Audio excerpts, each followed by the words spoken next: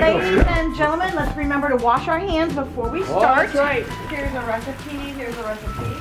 So you guys are gonna have to help me because I didn't actually do it last time. I just kind of supervised last time. So we, beginning of the year, we decided we needed to do things for other people and how we could serve other people and help out our community.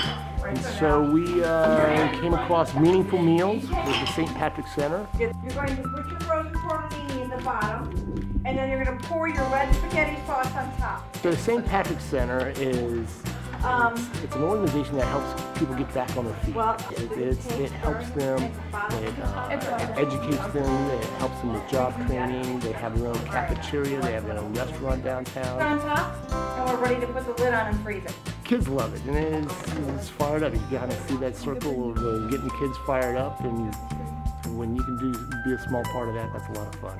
Feels good because you know you're helping people. Cooking is fun. I like making cookies because I like cookies.